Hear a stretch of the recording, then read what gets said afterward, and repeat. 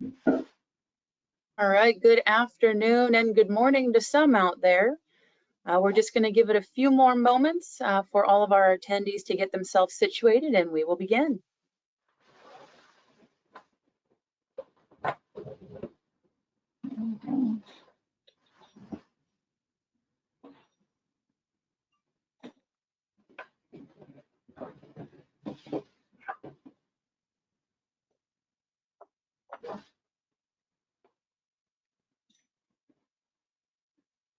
All right, I see our attendee list has kind of leveled off there, so we will go ahead and get started. We are very excited to have everybody joining us here this afternoon. As you can see on screen, we are the League of Railway Women, connecting and cultivating women in rail. This has been a professional organization founded back in 1997, and we are dedicated again to connecting and focusing and improving the representation of women within our industry. And membership is open to anyone who is affiliated within an organization that shares this goal. Now, as you all have probably suspected, you are able to participate in this webinar here this afternoon in one of two ways. You can join in by your computer's speaker system, which is the default that most of you probably selected. You are also able to join in by selecting telephone in the audio pane with some dial-up information that will then be provided. You are all in listen-only mode, but we do want to hear from you. So as you do have questions, you can submit those questions on your dashboard pane. You'll see at the second from the bottom there, there is a title called questions. You can type in and submit your questions there, and we will get to them as we get through our presentation here this afternoon. As mentioned just a moment ago, membership is for all that are part of those organizations that share our same goal. Individual memberships to join the league is $60 a year. And we do have corporate partnerships that allow organizations to bring in more representation and experience more of what our organization has to offer. And you can see our partnership structure there going from patron all the way up to the platinum levels. And I will say thank you to our selection on our panel here this afternoon, as well as all that you now see on screen. It is the generosity of our corporate partners, their involvement that keep the League of Railway Women alive, thriving, and well. And now to the topic du jour, if you will. Today, all of us that you see on screen, we're going to be talking about interviews, different tips, tricks, techniques, things that you should be prepared for when you're approaching an interview within the rail industry. Hoping that all of you listening in were able to join our call last week, which helped you to apply for these jobs. We are now talking about what happens when you have been selected and you are going in for an interview. So let me first start by introducing our fantastic panel. First, we have Alicia Gerlich. She is the HR business partner at Canadian Pacific. She's been employed with them since 2002 and started her career almost 20 years ago in customer service operations. This allowed her to have an understanding of the foundations of railway environment. She has been an HR business partner supporting both operations and the shared service center since 2017. Previous roles include coordinating the last mile to the customer, continuous improvement initiatives, and leadership behavior coaching. Alicia is at the gateway to the HR Centers of Excellence, where she provides support and advice to employees to ensure alignment with the CP policies and procedures. She is active in people engagement and development and has earned her spot at the table by initiating creative tactics to ensure growth and development in the group she supports. Since 2014, she has been a qualified train conductor and has operated on over 10 subdivisions. Outside of her role with Canadian Pacific, Alicia adores travel and has explored 7 provinces, 28 United States, and 22 countries, and is looking forward to sharing this same type of experience with her 2.5-year-old daughter. Next, we have Masai Lawson. Senior Manager and Talent Acquisition and Inclusion for Gannett Fleming. Over the past 5 years, over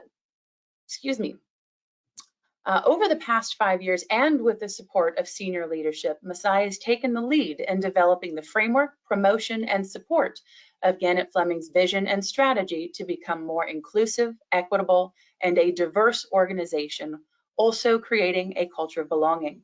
She always has worn the hat of senior manager of talent acquisition, where she and her team are focusing on translating the need to recruit top talent into strategic talent acquisition initiatives with a focus on high-touch engagement, mapping recruiting efficiencies to impact the overall objectives, while at the same time promoting an employee-centric culture. She is most fulfilled by watching talent evolve and grow, and has taken an active role in promoting and supporting the Gannett Fleming's vision and strategy. Masai is also the chair of the Inclusion Steering Committee, and in her free time, when she has it, loves to travel, arrange flowers, and hike. We also have Debbie Taylor joining us, Executive Recruiter for Edna Rice, Executive Recruiters Incorporated.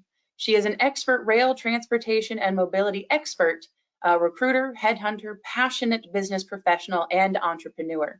She draws on her 25 years experience leading organizations and her deep network of relationships across the country to help her clients identify and attract current and next generation leaders. She has had great success helping organizations grow by bringing to the table frontline expertise and leadership from large corporation structures, investor-funded startups, and professional service organizations.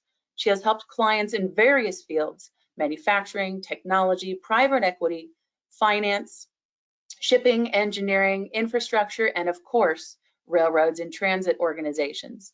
In addition, she provides insight to teams by leveraging experience as an ad hoc faculty member at major universities, serves in community leadership positions, and in her free time, she also enjoys travel, adventure travel, the outdoors, reading, and sailing to remote places across the globe. And myself, I am Erica Brunke. I am the Vice President of Training Services with RailPros, as well as one of the 2 directors at large for the League of Railway Women. And I have roughly 15 years worth of railroad experience behind me. Very excited to get into our conversation today. We will begin with our first question here.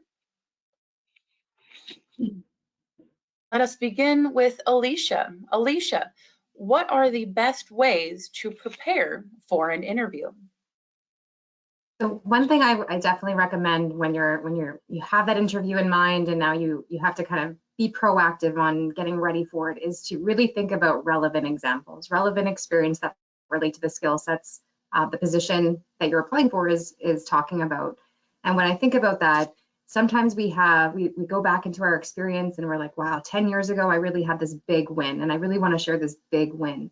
Whereas I think when you actually get into meeting with, the people or your employer, that your future employer, they're looking for what happened 3 weeks ago or 3 months ago.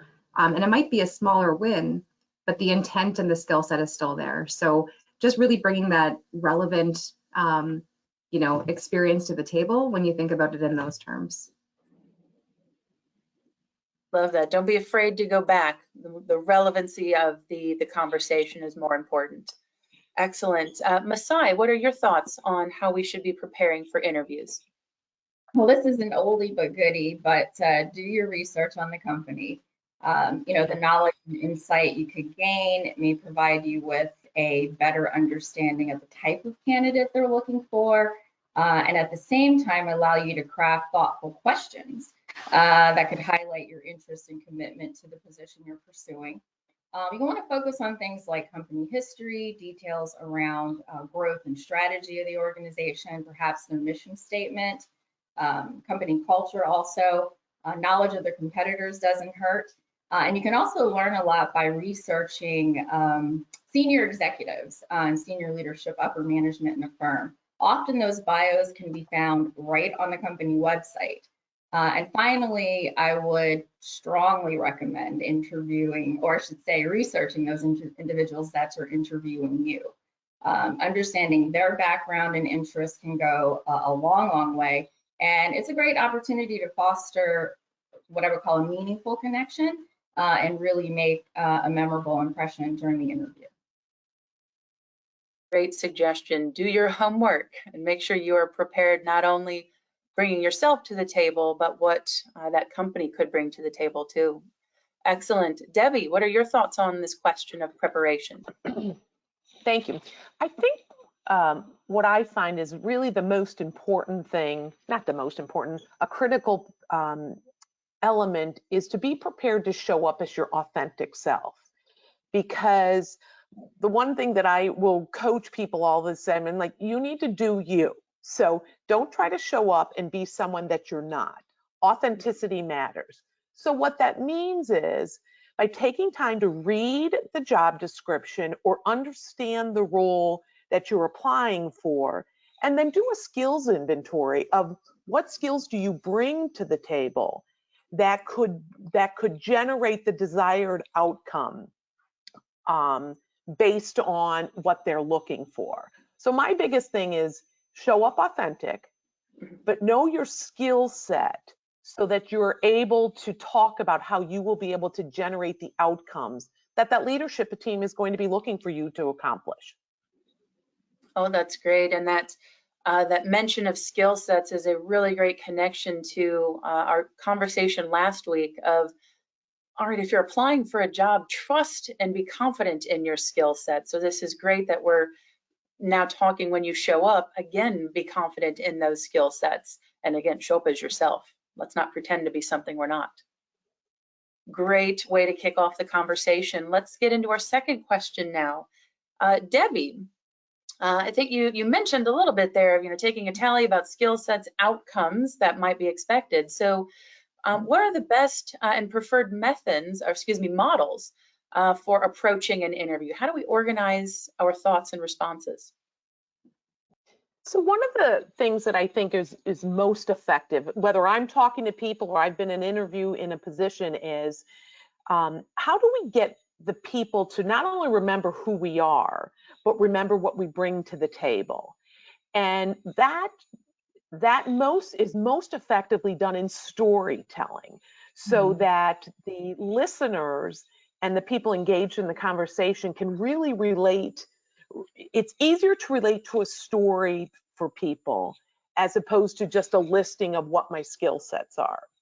And not only is it easier for the person to remember, when you're telling a story, you're giving specific examples about how your skills actually relate to the outcome versus generalities. So I think the preferred model is a type of storytelling that communicates how your skill sets have created the desired outcomes that the hiring team will be looking for. I love that. So looking at it more as telling of your story than the traditional interview we always go to. Great. All right, Masai, what are your thoughts on preferred models for approaching an interview? Yeah, Debbie makes some really excellent points. There's some great takeaways there. I think it's really important to understand that the interview is really a critical step in evaluating your ability, your employer or the potential employer's ability to understand how you think through situations. So your ability to think critically, make decisions, and really to assess your interpersonal skills. The STAR method stands for situation, task, action, results.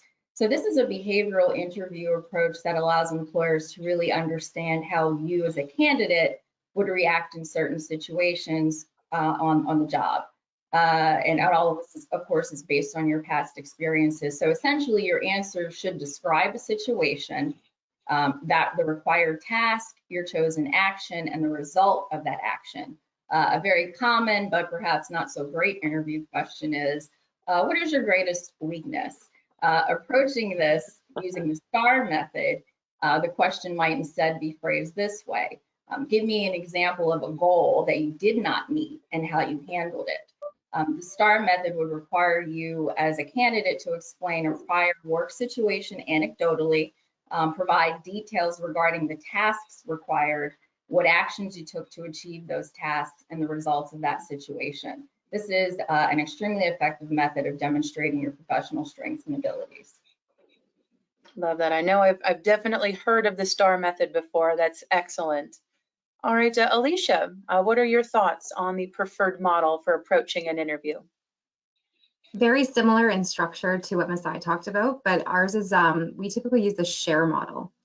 So the SHARE stands for set the stage, hindrance, action, result, and evaluation. So I'm not going to recap kind of, Masai's setup for what STAR means, but the one piece on the SHARE model that I really want to talk about is the evaluation piece.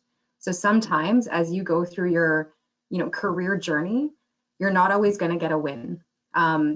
You're going to go through a situation where you didn't get the desired actions or you didn't get the desired results that you wanted.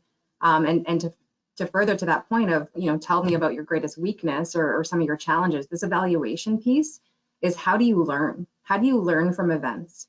Because not every time in our career we're going to have a win.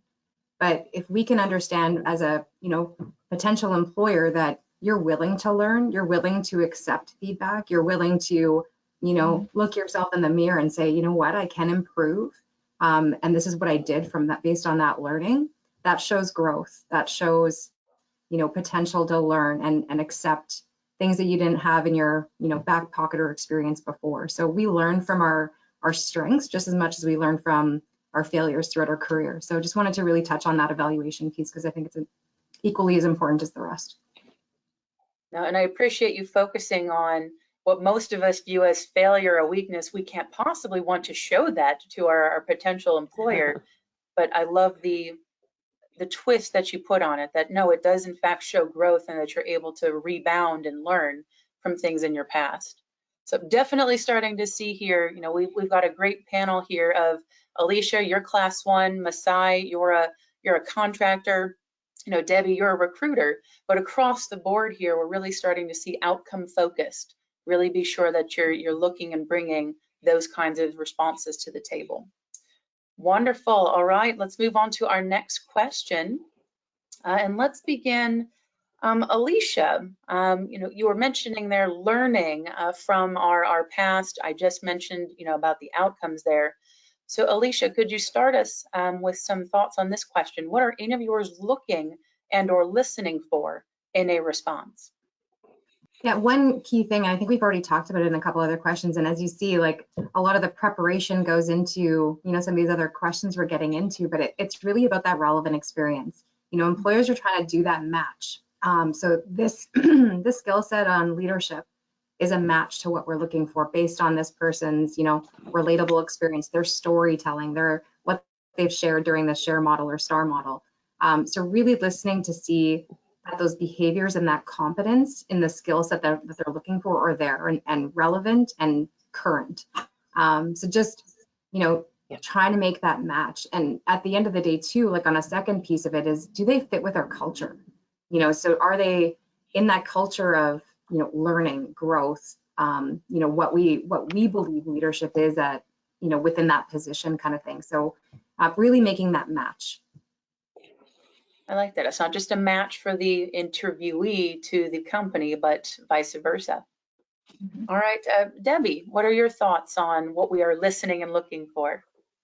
And I like the comment about the match that Alicia made, especially at the end, because ultimately in the end, as I talk to people all the time, often the interview is not someone good or bad. It's does that puzzle piece fit at this time, in this place, in this role? And I think that's something really to keep in mind if you're through the interview process and you ask yourself that question every single time. But going on with the theme about this relevant experience, the other thing I think that we're always listening for is back to the story, but it's achievement-based outcomes again. In other words, I want to hear in your story, how did you increase revenue? How did you decrease costs? How did you solve problems for whatever position you're in? And it doesn't matter where you lay in the organizational structure, Those are the 3 outcomes that every company would expect. One of those 3 is your role. So in your clear, concise communication, you want to be sure that every one of those are not vague. You're not giving vague statements about, I helped grow sales. Well, they want to know more. And again, it's increase revenue, decrease cost, or solve problems. That's at the end of the day what I'm going to be looking for when I'm talking to candidates. And then I'm recommending candidates based on those outcomes. Excellent. Again, outcomes, all about the outcomes. All right, Masai, your thoughts on what we are looking and listening for? I think earlier on, Debbie touched on this, but, it's been my experience that people prefer to work with people they like or at a minimum respect. So you're always going to want to present yourself in the most authentic way possible. And trust me, if you're not being authentic, it will certainly be evident at some point, even if you get the job. Yep. So don't present yourself as someone you're not. But you do want to exude confidence. Confidence is so important, especially if you're interviewing for a leadership role. People are more likely to fall in line and want to follow those individuals they feel are competent and confident leaders in an organization. Wonderful. I love, again, confidence. We need to encourage ourselves to believe in ourselves. Wonderful. All right, moving right along then into our next question. So Masai, I think this is a great one coming off of what you were just talking about, and certainly Alicia, Debbie, you both as well. We know what we're listening for in these answers, but what happens if I don't feel I have a relevant story or experience to answer the question? What do we do to still complete and finish the interview in a meaningful way? Masai, what are your initial thoughts here? Be honest. Be honest about your professional experience during the interview. So don't be disingenuous when you go to answer that question. As that interviewer starts to probe, it will fall apart if you're being disingenuous in your answer.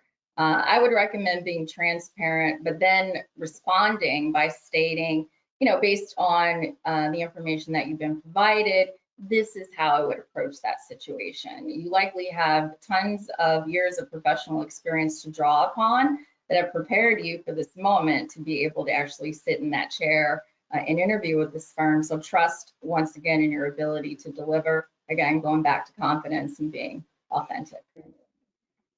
And I appreciate that, of don't just avoid the question altogether and say, oh, no, I don't have anything. Live in that moment and be honest, but provide an answer based on what you've experienced already. All right, Alicia, what are your thoughts on what happens if you don't feel you've got it? You do. Trust me, it's there. That's why preparation is so important. I know that, I've talked to candidates after interviews, I've reflected on interviews that I've personally been through. And when you do that reflection, you're like, oh, I could have answered that better. I have the answer. I know what they were looking for there. I know I could have shared this story. So as much as we, might get faced with this moment, my recommendation would be to prepare as much as you can. And sometimes, I think Masai touched on that earlier, sometimes you're looking for, a leadership skill, or, what's your worst, attribute kind of thing. And there's so many things you can relate a skill set to when you think about that. It could be leadership, it could be integrity, it could be teamwork, it could be doing the right thing, even though it's the hardest thing. When you think about, what that position description looks like, really read into the skill sets they're looking for, because you can probably relate a single story to 5 skill sets, right? 5 behaviors that company might be looking for. So you got it. It's in there. You just got to tap into that previous experience and write it down so it jogs your memory. It's there. It's there. I love that. Again, confidence. You do have it. It's there somewhere. Preparation will draw that out. And I know I was once given the advice of, it doesn't matter if you were cleaning cages at a pet shop. if you are passionate about it, if you are confident in the skills that you learned there, you can pull it forward to answer any sort of question. Debbie, what are your thoughts on this question? Well, then before I get into what my thoughts on that, but I think, Erica, that's a key point here with you can find in every aspect of your life, whether it's family, volunteering, your work life, you can really dig for, or not even dig, find places to demonstrate your skill set. So I think, I agree with Alicia, it's got to be relevant and close at heart, but there's lots of places that we all are demonstrating our leadership or our communications abilities. So don't think that it just has to be in one small part of your life. But the other thing that I think is key with when you're given a question that you think, wow, I have nothing here. The first thing is don't panic. It's okay to take a breath and kind of think about it. And in fact, in some ways, that really can demonstrate your confidence by being able to take a minute, pause, and then respond. And in that response time, it's a good, think about, okay, that exact question doesn't highlight exactly what I think is best for me. So I'm going to reframe the question in such a way that it gives you the ability to talk about the skill sets and the examples of where you would fit in the role. And that reframing could look like something like, well, Alicia, what I'm hearing you say is you really need a leader. And you need a leader who can work with people from all walks of life. Let me give you an example of where I've been really effective in doing that. Mm-hmm. So what it's done is it's taken the exact question that the interviewer has asked. You're working to get to what they're trying to learn from it, and you're reframing it in a way that you can better communicate that you are successful or have that skill set. So I'm a big believer in reframing the question so that you can tell your side of the story that will work for them. I love hearing almost that permission that, the interview is not just a one-way street and you have to bend to the will of the interviewer, if you will, that it's a two-way conversation, and that's okay to reframe that question to get to a more relevant answer. I like that.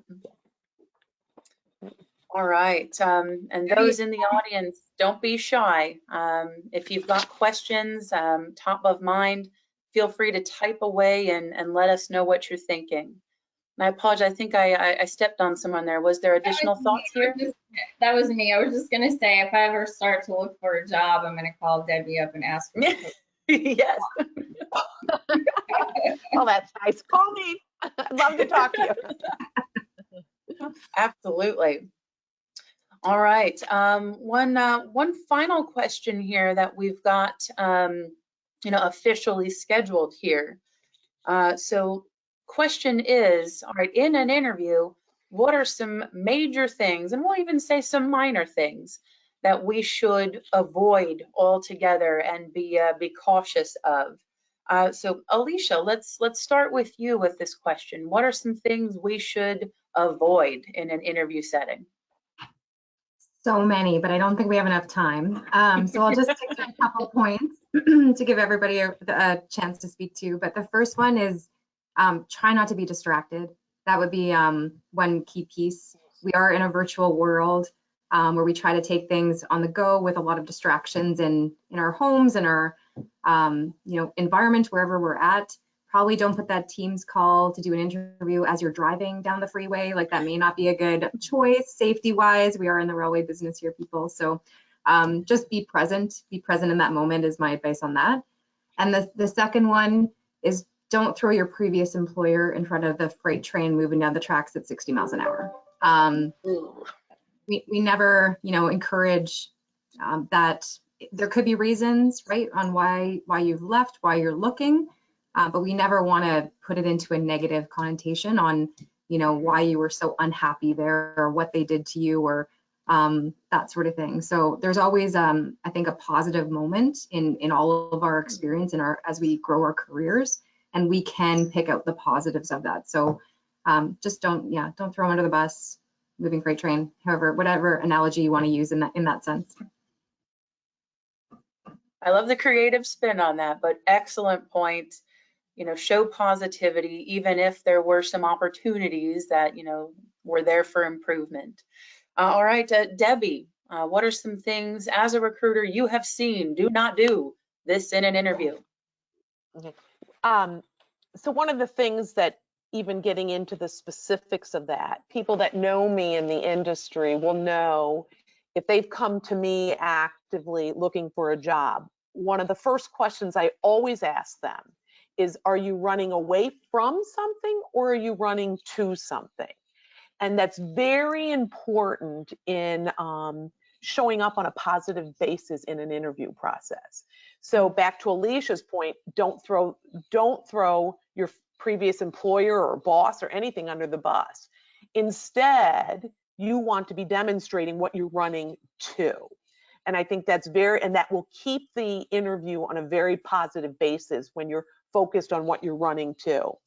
The other more tactical, that's kind of how you show up. You show up as you're looking for an opportunity. A couple other really tactical things. One is I remind people the biggest hindrance to so many interviews is people ramble on. So think about what your skill set or your stories are. Make bullet point notes on what those are. And if you can't make bullet point notes, you haven't synthesized the idea enough. So make bullet point notes so that you can say the bullet point and then stop speaking. I usually say it more bluntly, shut up. But and then the second thing, the second key thing is prepare your questions not from rote or not from a list of questions that you found on the internet. Really, in your preparation, take some time to, what do you really want to know? What do you need to know to succeed? And again, here comes that word, authentically develop some questions that help you learn more about that role. Way too often, I see people asking questions from that list that we can all Google and get. If they're not relevant, they're not relevant. And it becomes very noticeable whether people are reading from a list or they're authentically interested in running to an opportunity. So don't ask rote questions. Those are my key ideas. Excellent. Thank you. I am passionate about that. Again, that authenticity, make sure it really is being conveyed in that interview. Love that. All right, Masai, your thoughts on the major don'ts in an interview?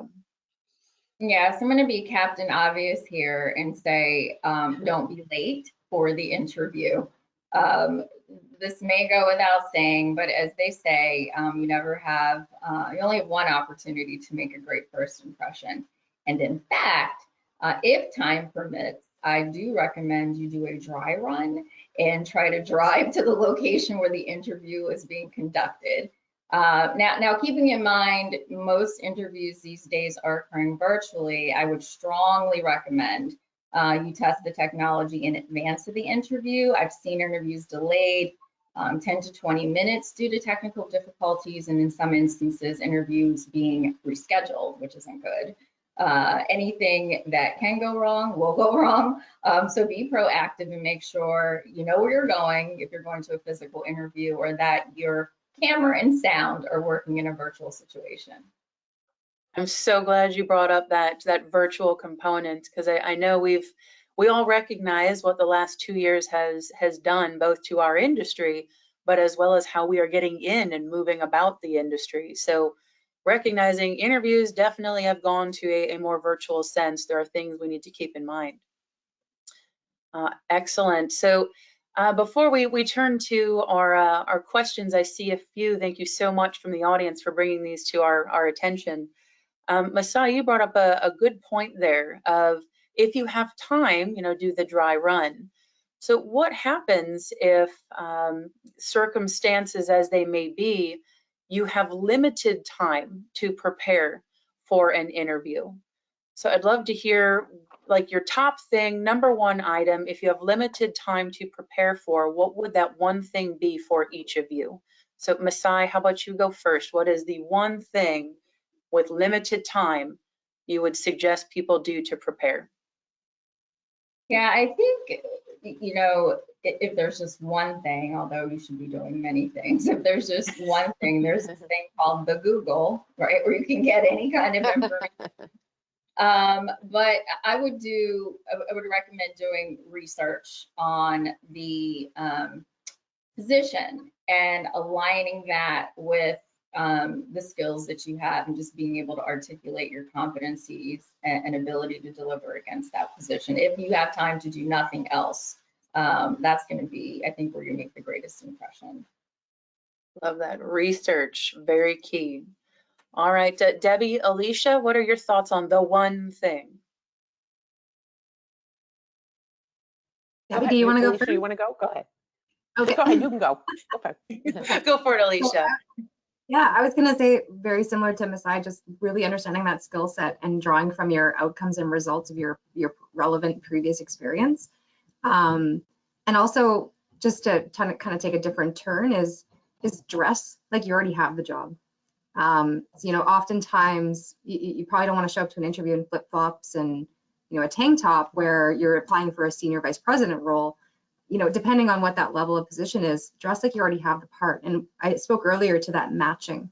So if they see you show up to that interview and they can see you in that corner office with that window view or whatever that position is, sometimes that makes the match in people's perspectives as well. So show up like you have the position and agree with Masai's skill set recommendation there. Love that suggestion, Elisa. And I know I've heard that from a sports perspective as well. When you show up to whatever your activity may be in the moment as if you've already won, and your true self and your true skills then come out. I like that. Dress as if you already got the job. Debbie, your final thoughts like there. The too. one thing. Yeah, and I like that because not only are you visualizing winning the role, but they're visualizing it too. And I think that two-way visualization is really impactful. But I think the number one is, and it comes back to what Masai said and to Alicia said, is understand the job description and then take some time to truly bullet point a couple key points that you want to get across. And even if you don't bring it into the interview with you, you have thought through the bullet points that need to be communicated. So it's given you enough to work from if you bullet point based on reading the job description. Excellent. All right, so let's turn to our audience now. First question from our audience. Very awesomely starts, hello everyone. What would you say would be the best way to stand out as a female in a male-dominated industry?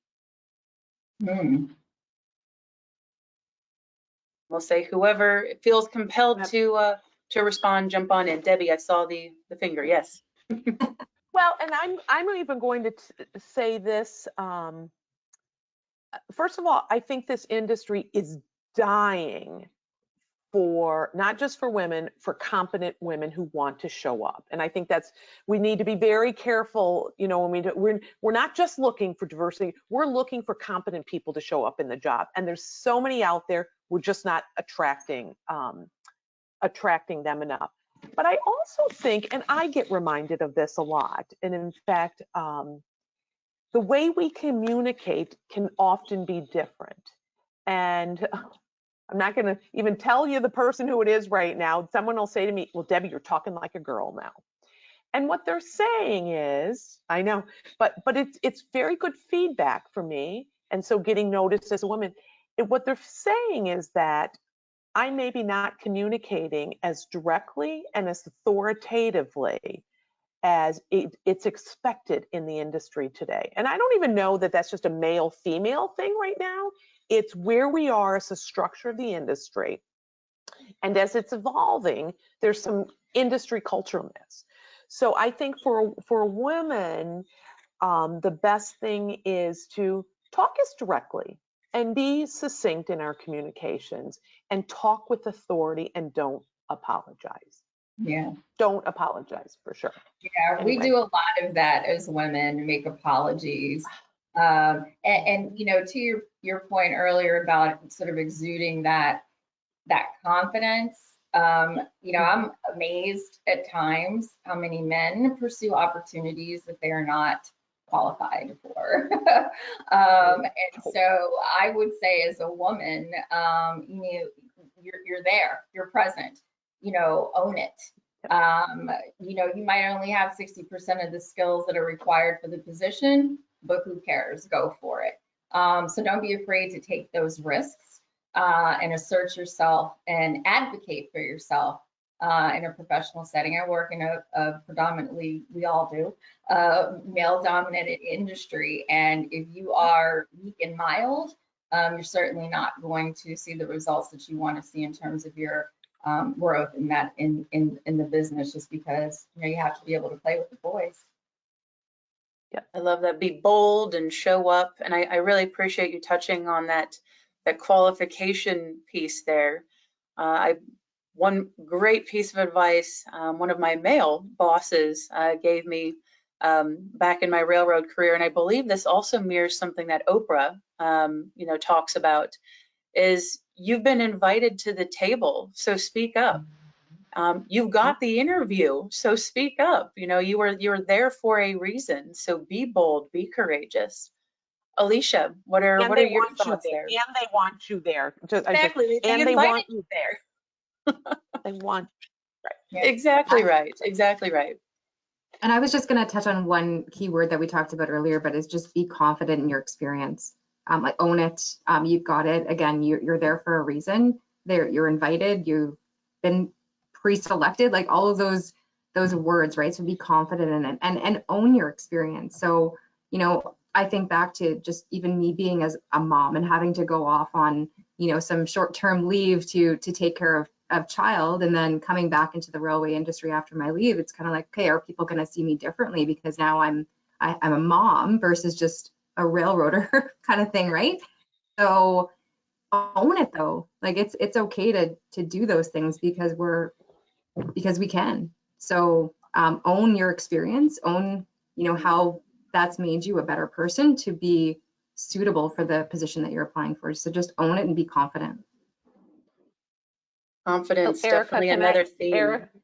Yes. Erica, can I add one thing with that, to just talking about being the mom and all of that? I think that's a really important subject for we as women. And not only is it okay, I'm coming from someone who took 10 years off. And when I tried to come back to the business world at first, I mean, people thought I had no skills, but my skill set came back way higher because I was leading different organizations. I was doing things in my own personal life. And so we as women, and I always tell people, not even just women, we as men, you don't have to apologize for those career breaks. And in fact, use that time to say, what have you learned and why are you coming back as a more even qualified professional? I mean, shoot, I came back to the workforce way more qualified than when I left it. So anyway, that's just my little 2 cents on that one. You know, Debbie, that's actually a perfect segue into a question that has been asked of the audience.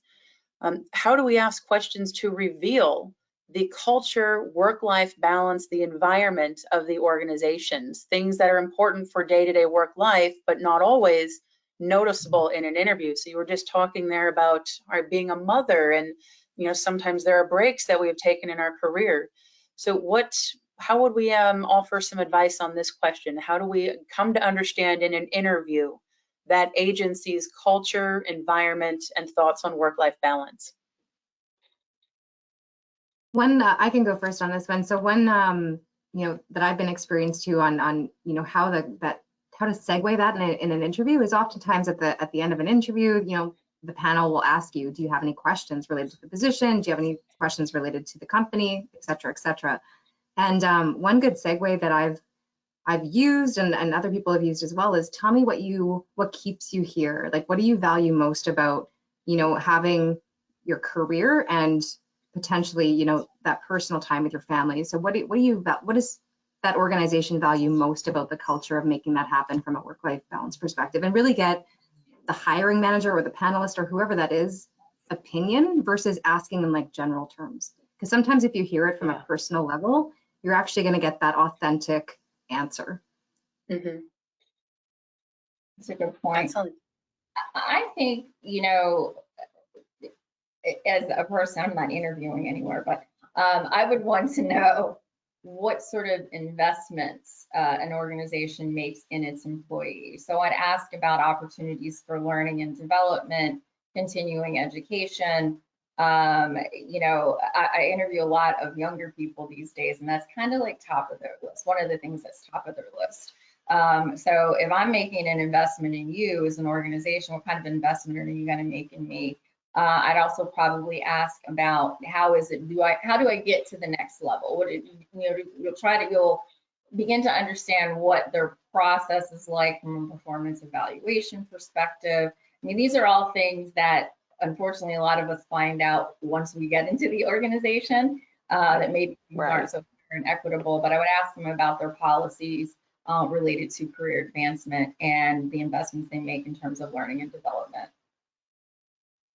Yeah. Excellent. I think. Go ahead, Debbie. Yeah, I think that I was going to say I agree with exactly. I like Alicia's about asking them to be personal, give some personal examples. I think that's really good, drawing out the personal side. And I like Masai's really talk about, the policies that they have around the company tells you a lot about what they value as the company and who they're going to attract. So I think those are really great. And then really asking specific examples about those type of things. Mm-hmm. Do you have people who take advantage of your education benefit? For a person who does this job, give me an example of their career path, where they've gone. So that they have to give examples. And also, what's the day in the life of that person today? Are they working? Yeah. Are they going home, having dinner with their family and working in the nighttime? And there's a lot of companies that are doing that right now. Mm-hmm. So I think getting some specific questions and asking for those helps support also what Alicia and Masai just said. Love that. So I think what I'm hearing there, Debbie, is we should reframe our final question there. Exactly. Awesome. All right. So another question here. Are there any additional techniques that can be offered for going after a position within your current company versus a new hire at a new company? If there is a difference at all. I think there's a big difference. So just real quickly, being the external person, when someone calls me, especially about roles that are internal to their company, and again, people just call for advice, so they're not like, the one thing that I think is very important is to work your network. So even before applying to any job online, and I'm sorry if this isn't the most popular opinion, I think work your network so that it gives you a chance to figure out, first, are you a good fit for it? Is it something that you really want to do? I mean, what's on the job description and what actually is, I hate to say it, are often very different. So, and we try not to, but I'm not saying that negative, it's just the business outcomes. So I think work your network and really talk internally, and then try and find a champion to bring your resume forward, and whether it's internal or an external job, and the champion should always be a first route for you, internal or external. Yeah, that's a great point. You know, we often talk about having a champion and also like allyship, right? So you identify someone in the organization that is an advocate for you, but you should also be able to advocate for yourself. I see opportunities for people internally where maybe the skills that they have may not be so evident that they're transferable. You have to do a good job of being able to connect those dots and presenting yourself, marketing yourself for that particular opportunity. Because sometimes, and I experience this where I have to point out to managers, she can do this job or he can do this job. Look at what they've done in the past. Be your own champion and, you know, look at opportunities to connect the dots between where you are and where you want to be. I want to add to that. You have such an advantage of being an internal employee already versus an external employee. And again, the skill set's obviously going to come down to a lot of it, but that storytelling and things we talked about earlier definitely play a big factor. Love the getting an advocate, a mentor. I personally had some conversation with people that have, you know, just reached out to people they trust, people they've worked with, say internally for 5 years, 10 years. Hey, I'm thinking about making this move, or, you know, I'm interested in this job that just got posted. What do you think? Can you see me in that role? And really having someone that you've worked with for years, or just like get a chance to see who sees your skill sets in action.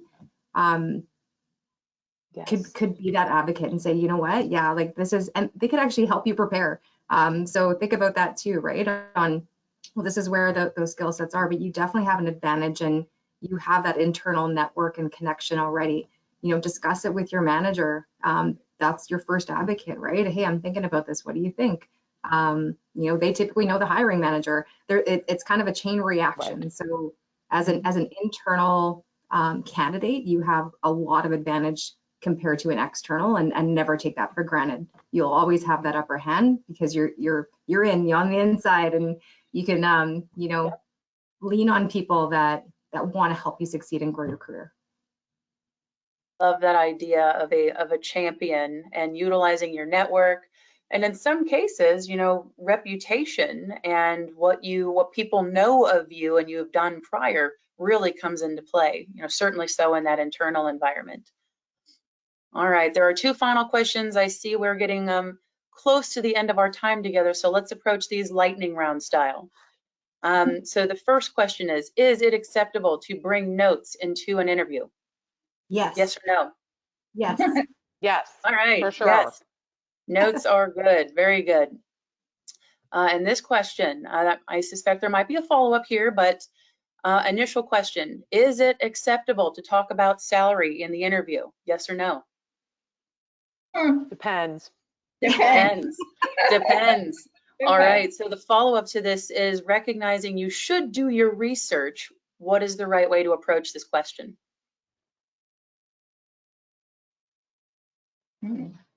Ooh. I think we're out of time. Well, no, I'm just yeah, well, right. I think it's all about feeling and assessing the situation, honestly. That's a really hard, it will change with each scenario.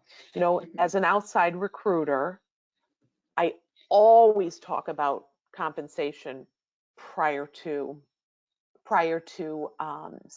recommending someone to a company. But that's after that I've assessed that it can work for them personally.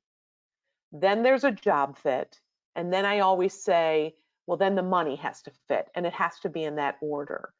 So I think it's a real finesse situation. If you're working with a recruiter, I think you talk with the recruiter to assess when it's appropriate to discuss compensation. Mm-hmm. And try not to have compensation come up in those initial interviews. Although some hiring managers will jump to it right away. But I think those initial interviews shouldn't be there, and the recruiter, whether internal or external, should have an idea if they're all in the same realm on compensation. Do you agree with that, Masai and Alicia? Yeah, 100%. Like, as an internal recruiter, and I used to be external, You know, you Okay. get to a point where you have to earn the right, in my opinion, to ask that question, particularly if you're Totally. targeting passive talent. And I think the flip Yep. applies to an employer asking, you know, asking the question during the interview. It needs to feel right. Sometimes it feels icky to ask the question. Icky's Right. not Timing is everything. my technical. We don't want icky. We don't want icky. We don't No. want it. All right, Alicia, any But a very additional good thoughts there? question, but a very good question. Yeah. Very- I just added that timing is everything. Hmm. Really, like both said already. Just need to feel it out. You know, you don't want to leave the impression that you're just there from a compensation perspective, that you're actually interested in the position. So there is a timing issue there for sure. Very good. I would say though, also know your worth, right? Like Mhm. when you're interviewing, you know, don't Completely. know your worth going into the interview.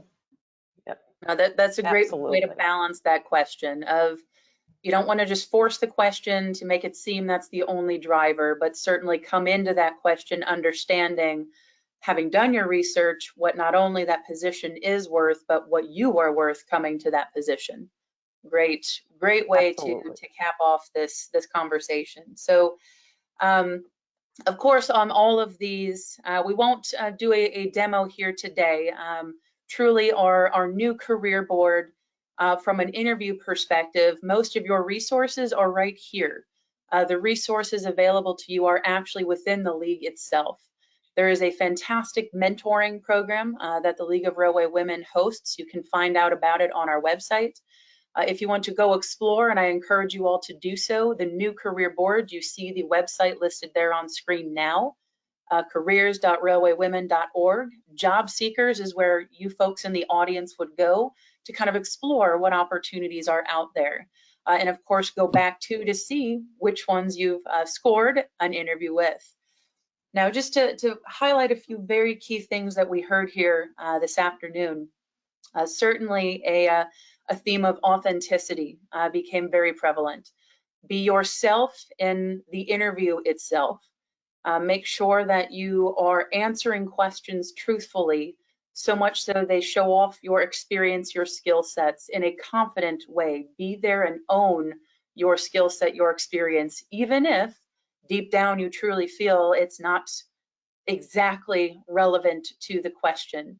Find a way to reframe those questions to communicate your story and really ensure that when you are communicating your story, you're doing so in a way that highlights outcomes and highlights relevance to the actual piece there. Experience is everything, and don't be afraid to mention a lesson learned or perhaps an evaluation of a time when it didn't necessarily play out as intended. Understanding that personal growth in that moment is just as valuable as showcasing when you knocked it out of the park. And let's not forget also that research component, making sure you understand fully the company, the organization, their missions, their visions, their values, and exactly what that role, that position you're interviewing for is intended to do and produce. And above all things, as we also talked last week with applying for jobs, confidence. Be confident in yourself, be bold, and be courageous, both in the interview and outside of the interview. We are awesome, and there is a whole great group of people here to help you find that awesome if you're feeling a little icky about it. So with that, thank you so very much to our panelists, Debbie, Alicia, Masai, thank you so much, and to our audience for joining us here this afternoon. We will see you next week on making sure I'm not fibbing here. Next week on May 5th, where we will be talking about what happens if you don't get the job. How do you bounce back from that? And our final webinar then on May 11th about how to make a resume and a cover letter. We will see you again next week, everyone. Bye-bye. Bye-bye. Thank you, everyone. Okay. Bye. Bye.